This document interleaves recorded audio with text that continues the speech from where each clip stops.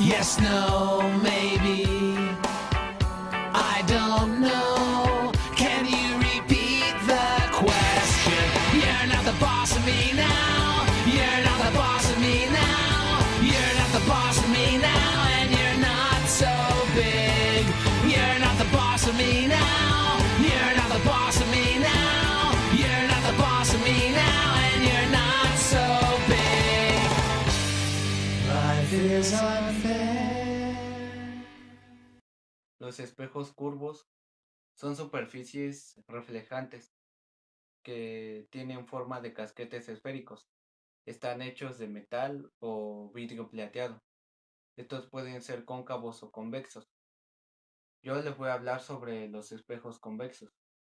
Estos pueden formar imágenes dependiendo de la posición en la que se encuentre el objeto. Las imágenes que son formadas son imágenes virtuales, debido a que el foco y el centro de curvaturas son puntos imaginarios dentro del espejo y por lo tanto no pueden ser alcanzados. Esto quiere decir que la imagen que se forma no puede ser proyectada en una pantalla, ya que la imagen está dentro del espejo. El centro de estos espejos es grueso y el alrededor o las orillas son delgadas. Esto permite que el espejo pueda adquirir una función de lupa, ya que la imagen que se proyecta en el espejo en realidad está mucho más lejana. Un ejemplo de estos pueden ser los espejos retrovisores de los autos. Estos son algunos ejemplos del uso de espejos convexos, y estos se prefieren usar en los automóviles ya que dan una imagen no invertida, aunque de menor tamaño. Además, ofrecen un campo de visión más amplio, ya que están curvados hacia afuera. Este tipo de espejos se suelen colocar en los pasillos de diversos edificios, por ejemplo en hospitales. Por lo general están colocados sobre la pared o donde poseen esquinas pronunciadas. Esto permite mejorar la visibilidad en puntos donde es muy limitada. Los espejos curvos se dividen en 5 partes, que son las siguientes. Centro de curvatura, que es el centro de la superficie esférica que pertenece al espejo. Radio de curvatura, que es la distancia entre C y la superficie del espejo. Vértice del espejo, es el origen del sistema de coordenadas, donde se intercepta la superficie del espejo con el eje óptico. Eje óptico, es la recta que pasa por C y V, cortando al espejo en dos partes simétricas e iguales. Y foco, que es el punto donde convergen los rayos paralelos al eje óptico. Estas son algunas cosas básicas sobre los espejos convexos. Buenos días, compañeros y maestros. Yo les voy a hablar, o les vengo a explicar un ejercicio de espejo cóncavo. Bueno, les leo el ejercicio. Un objeto de 1.5 metros de altura se pone adelante de un espejo cóncavo de 180 centímetros de radio. ¿A qué distancia del espejo debe ponerse este objeto para que se vea de 9 metros de alto? Bueno, nos están pidiendo la distancia, ¿no? Entonces yo les voy a decir 3 fórmulas que vamos a usar. C, que significa radio de cobertura, es igual a 2 de distancia focal. Esta fórmula significa la altura del objeto. Esta significa la altura de la imagen. Es igual a la distancia del objeto sobre la distancia de la imagen. Entonces esta formulilla dice que, bueno, se los voy a contextualizar. Dice la altura del objeto, o sea, la primera, partida de la altura de la imagen. Es igual a la distancia del objeto partida por la distancia de la imagen.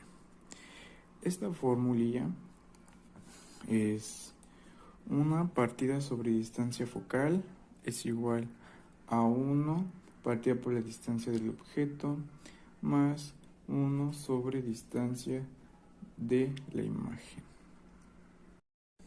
Bueno, vamos a empezar con los datos. La altura del objeto, ¿no?, es 1.5 metros. Y la altura de la imagen, aquí voy a poner la I de imagen, es igual a 9 metros. 9 metros. Ahora, el primer paso que tenemos que hacer aquí es sustituyendo C por el valor de 180 centímetros. Entonces C va a quedar así: C es igual a 2 de distancia focal. Ahora va a ser 180 es igual a 2 de distancia focal. Lo despejamos estos datos, entonces quedaría... una cosa importante, como aquí lo estamos manejando en metros, 180 que están en centímetros los tenemos que pasar a metros, entonces sería 1.8 metros sobre, bueno, es igual a 2 de distancia focal, entonces quedaría 1.8 metros sobre 2 de distancia focal, que nos da 0.9 metros de distancia focal. Ya que tenemos este dato, vamos a usar esta fórmula y solo vamos a sustituir. Habíamos dicho que, lo voy a hacer con más por acá para que se pueda alcanzar, que la altura de la altura del objeto iba a ser 1.5. Entonces ponemos 1.5 sobre la altura de la imagen. Y la altura de la imagen habíamos dicho que iba a ser de 9 metros. Es igual a la distancia del objeto sobre la distancia de la imagen. Estos dos datos no los tenemos. ¿Qué vamos a hacer? Vamos a despejar. Entonces 1.5 x es igual a 9x. Entonces x' es igual a 9 sobre 1.5, que nos va a dar x' es igual a 6x. Este dato que estamos viendo aquí va a ser la distancia de la imagen, que va a ser la distancia del espejo con el objeto.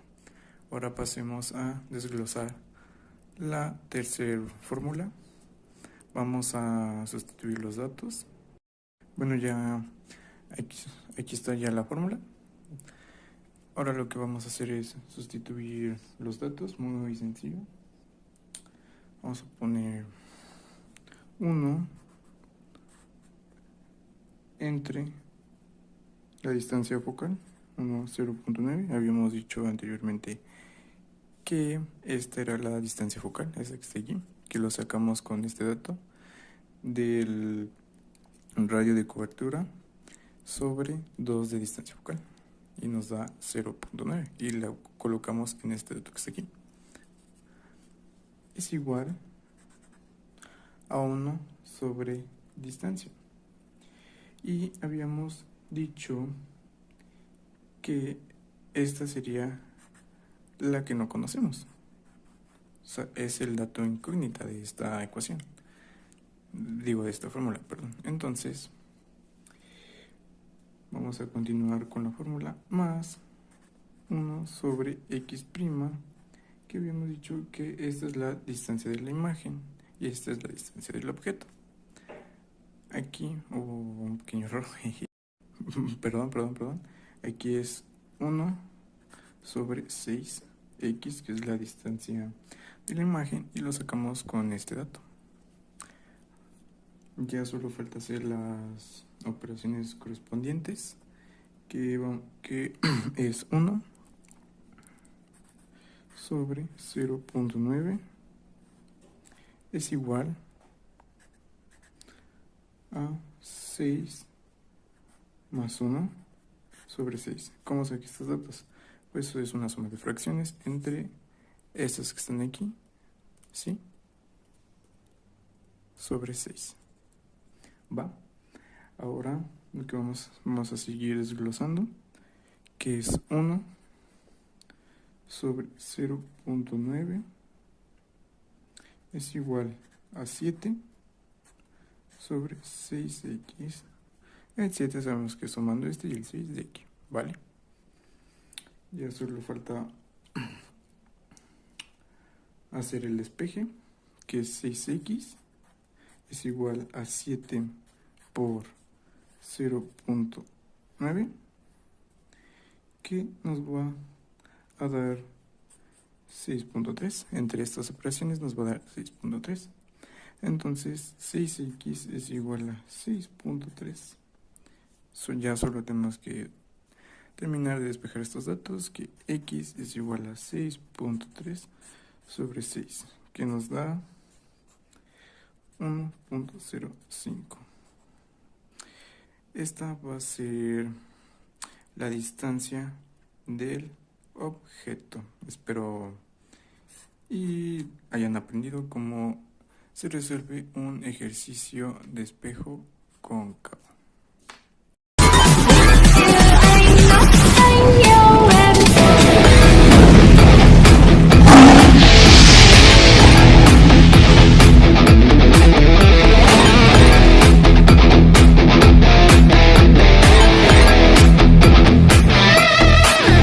Hola, ¿qué tal? De nuevo estamos en el fin de semana y como todos los fines de semana toca video de física. Y ahora en el tema de hoy que vamos a ver va a tocar espejos cóncavos. Vamos a hablar sobre los ejercicios, fórmula y cómo resolverlos. Bueno, me presento, mi nombre es Javier Manan y soy parte del Team Crayola. Bien, la semana pasada hablamos sobre los reflejos y el espejo, pero ahora vamos a hablar sobre un espejo cóncavo. Al llegar a esta parte ya te habrán explicado la teoría del espejo cóncavo y la teoría del espejo convexo. Bien, tenemos este ejercicio que dice: un objeto de 25 centímetros de altura se encuentra a 40 centímetros de un espejo cóncavo que tiene de radio 60 centímetros. Al iniciar te van a dar primero esta fórmula para sacar x', que va a ser donde está el objeto. En este caso tenemos que el objeto está a 25 centímetros de altura y se encuentra a 40 centímetros del espejo. Tiene un radio de 60. El radio de 60 va a ser c. La distancia focal va a ser la mitad de este radio, que van a ser 30 centímetros y 60 centímetros. Entonces dice que x se encuentra a 40 y en nuestra línea tenemos 40 a 25 de altura, que sería por aquí. Entonces nuestro objeto se encuentra en esta parte de x y y. Entonces y está a 25 y x 40. Bien, ya tenemos la altura, ya tenemos su posición, el radio y la distancia focal.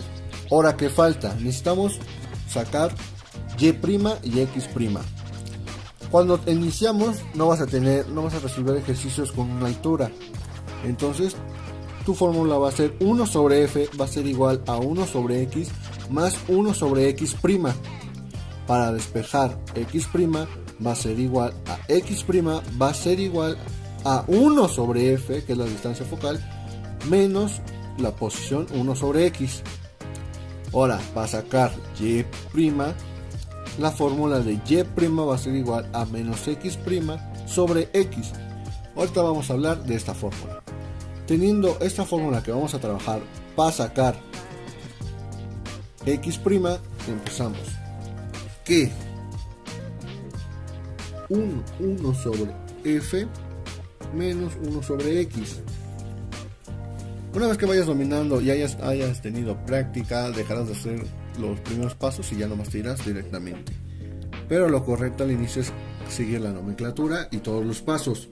Entonces comenzamos que 1 sobre f va a ser 1 sobre f recuerden que todo va a ser negativo, menos 1 sobre x, que va a ser 40.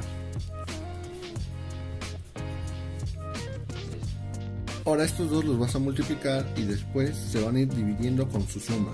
Entonces tenemos que menos 30 por menos 40 va a ser igual a menos 1200 sobre la suma de estos dos, que en este caso es menos 30 menos 40. Entonces te va a dar 10. Haces la operación, que son menos 1200 entre 10, te va a dar menos 120.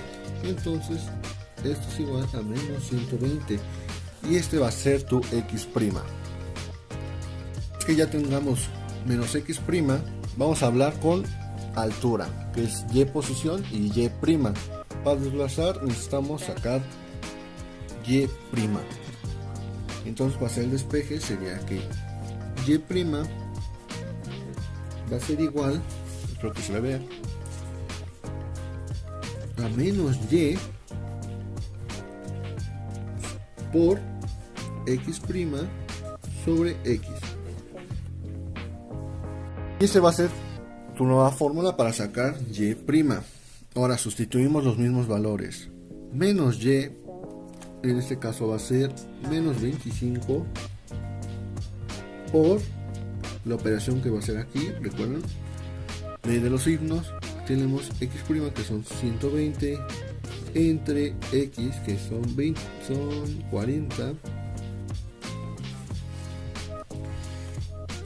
y entonces ponemos menos 120 entre 40. Entonces tenemos menos 3.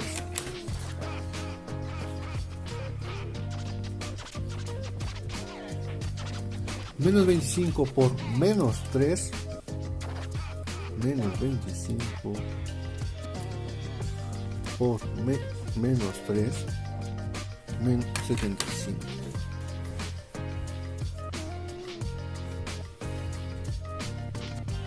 Y este va a ser negativo, acuérdense, negativo. Y así concluiría entonces la posición de aquí, que teníamos acá, que aquí va a estar C y F. Dice que el objeto va a estar así. En pantalla les dejaré unas imágenes donde ustedes van a ver, y al inicio también se las dejé, cuál es el espejo o la figura que se parece a este. Ahora, ya que tenemos esto, ya puedes definir cómo será tu espejo cóncavo. Entonces, ya sabiendo la teoría que te habrán dado mis compañeros, podrás definir si es una imagen real o es una imagen virtual, su posición y el tamaño que va a tener, que en nuestro caso se desplazará bastante más atrás y un poquito más lejos. Así que espero que te haya gustado el video de esta semana. No olvides suscribirte y dejar tu like, y espero que lo compartas con tus compañeros, me agradecerías mucho. Y nosotros somos el Team Crayola.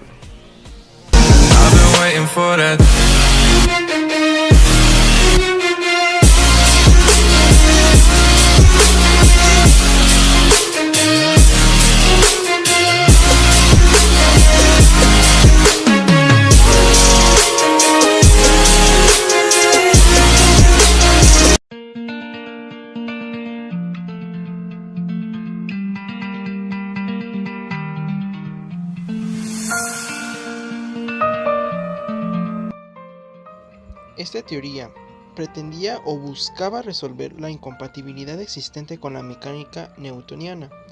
También esta mecánica se dividía en relatividad especial y relatividad general. Empezaré a hablar un poquito sobre la relatividad especial, específicamente sobre su historia.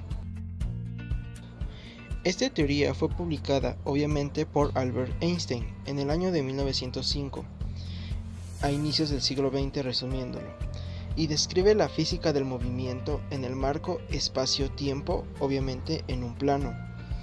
Esta teoría describe correctamente el movimiento de los cuerpos, incluso a grandes velocidades, y sus interacciones electromagnéticas, y se usa básicamente para estudiar sistemas de referencia inerciales. Tras la publicación de este artículo, de Einstein, la nueva teoría de la relatividad especial fue aceptada en unos pocos años por prácticamente la totalidad de físicos y los matemáticos. La teoría de la relatividad estableció nuevas ecuaciones. Estas facilitaron pasar de un sistema inercial a otro. Las ecuaciones correspondientes conducen a fenómenos que chocan contra el sentido común, como son la contracción espacial, la dilatación del tiempo, el límite universal a la velocidad, la equivalencia entre masa y energía o la relatividad de la simultaneidad, entre otros, siendo la fórmula E es igual a mc al cuadrado. Lo que postula básicamente esta teoría es que la luz viaja sobre el espacio vacío a 300.000 km por segundo y que nada es capaz de igualar esta velocidad y mucho menos superarla. Esta teoría dice también que el espacio y el tiempo no son absolutos, ya que su percepción es relativa al observador. Por ejemplo, si una persona viajara a una velocidad cercana a la luz, tendría la percepción del espacio y el tiempo distinta a la persona que se encuentra en estado de reposo, o sea, es relativo. Pero fue la teoría de la relatividad general la que hizo famoso a Albert Einstein. Esta teoría fue publicada en 1915 y en ella se propone que el tiempo y el espacio son los aspectos de un mismo tejido, o sea, que están muy relacionados. Además, dijo que a grandes volúmenes, como los planetas, curvan el espacio-tiempo, y que esta curva es la gravedad.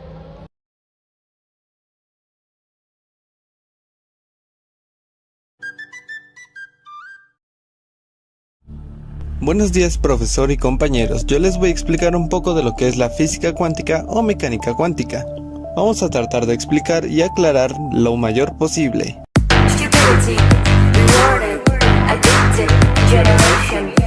¿Cómo surge la mecánica cuántica? La mecánica cuántica surge tímidamente a inicios del siglo XXII, dentro de las tradiciones más profundas de la física para dar una solución a problemas para los que las teorías conocidas no podían dar una explicación. Primeras apariciones.